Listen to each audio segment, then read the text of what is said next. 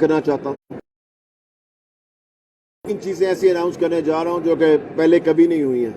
سب سے پہلی چیز، ہم ٹرانسجینڈر دوبارہ کہوں گا، پہلی دفعہ ان کے لیے اسکول کھولنے جا رہے ہیں ملتان کے اندر کل انشاءاللہ تعالی.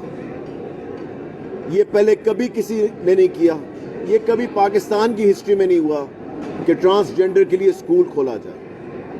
ہم نے کیوں یہ اسکول کھولنے کا سوچا؟ کیونکہ ایک پوری کمیونٹی ہے جس کو بالکل ہم نے سائیڈ لائن کر دیا ہوا ہے، اور ان کا کبھی نہیں سوچا کہ ان کو بھی امپورٹنس دی جائے اور ان کو بھی ایجوکیشن دی جائے اور ان کے لیے بھی جابز کریٹ کی جائے. ہم نے یہ پہلی دفعہ ہمارے جو ساؤتھ کے سیکٹری اسکول ایجوکیشن ہے ڈاکٹر احتشام، انہوں نے اس پہ پوری محنت کی. انہوں نے اس پہ پورا اپنا ایک ٹیم کو لگایا جس میں انہوں نے ان سے بات چیت کی، ان کو ملے، سارے ٹرانسجینڈرز جو وہاں پہ تھے ان کے جو بھی نمائندے تھے ان سے بھی ملے. سب نے مجھے کہا جی کہ ان کو ریگولر اسکول پہ کیوں نہیں لے کر آ رہے. سب سے بڑا یہ سوال.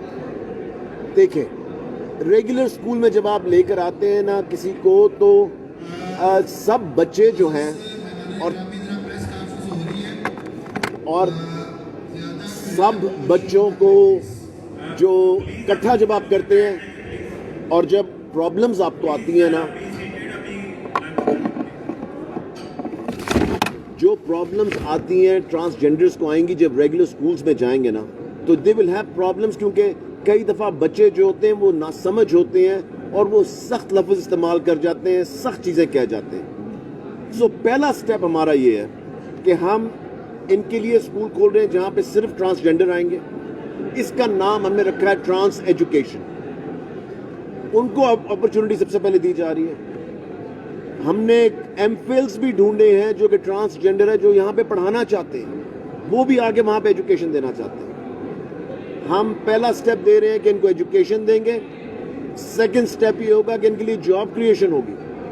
آپ دیکھنا کہ اس طرح کا سٹیپ کبھی بھی پہلے نہیں لیا گیا، یہ پہلی دفعہ ہونے جا رہا ہے.